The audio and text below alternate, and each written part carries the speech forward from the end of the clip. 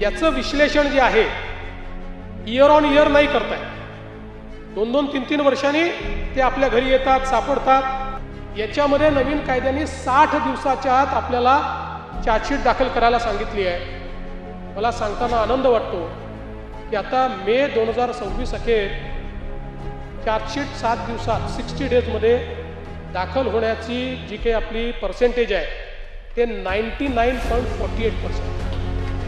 म्हणजे जवळपास एखाद दुसरा गुन्हा सोडला तर सगळ्या गुन्ह्यांमध्ये 60 दिवसाच्या आत चार्जशीट त्या ठिकाणी चाललेली आहे. एक मुद्दा परत या ठिकाणी महिला आणि मुलींच्या बेपत्ता होण्याचा जो नेहमी आपल्याकडे चर्चेला येतो, नानाभाऊ आपण पण काही बोललात त्या संदर्भात, त्यातही मी सांगतो मुद्दाम, कारण मी अनेक वेळा सांगितलं की याचं विश्लेषण जे आहे इयर ऑन इयर नाही करताय, 2-2, 3-3 वर्षांनी ते आपल्या घरी येतात, सापडतात. आणि म्हणून 2021 ते 26 असा एकत्रित आकडा तुम्हाला सांगतो. 2021 ते 26 बेपत्ता झालेल्या, आपल्याला माहिती आहे की याच्यातही सुप्रीम कोर्टाच्या आदेशामुळे कुठल्याही कारणानं ती घरून निघून गेली तरी बेपत्ता आणि किडनॅपिंग अशा प्रकारचाच गुन्हा आपल्याला दाखल करावा लागतो, दुसरा गुन्हा दाखल करता येत नाही. तर आपण जर बघितलं तर 2021 पासून 26 पर्यंत बेपत्ता झालेल्या महिला 2,34,811, त्यापैकी शोध लागल्या आणि आपल्या घरी पोहोचलेल्या महिला 2,17,758, म्हणजे 93% महिला यातल्या त्या घरी पोहोचल्या.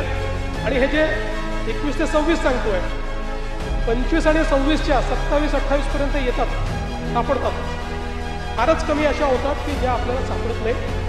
आणि यातही आपण जर बघितलं तर विशेषतः 23 ते 26च्या काळातलं विश्लेषण आपण केलं की कारणं काय असतात. आता मुलींच्या बाबतीत सर्वात मोठं कारण आहे प्रेम प्रकरण. 46.32% केसेस मुलींच्या निघून जाण्याच्या किंवा या बेपत्ताच्या या प्रेम प्रकरणातल्या, 20% कौटुंबिक वादात नाही, 2.81% मानसिक तणावात नाही, बाकी मग छोटे छोटे आहेत. आणि अपहरणाच्या ज्या केसेस आहेत एकूण या सगळ्या याच्या त्या केवळ 5.25%, ओन्ली 5.25%. मुलांच्या बाबतीत कारणं थोडी वेगळी आहेत. प्रेम प्रकरणं 9.12% आहे आणि कौटुंबिक वाद ह्या 32% आहे मुलांच्या बाबतीत. आणि मग बाकी सगळे आहेत. मुलांच्या बाबतीत अपहरण 4.47%. आणि म्हणून आपण जर बघितलं तर कदाचित ही आकडेवारी मिसलिडिंग वाटते.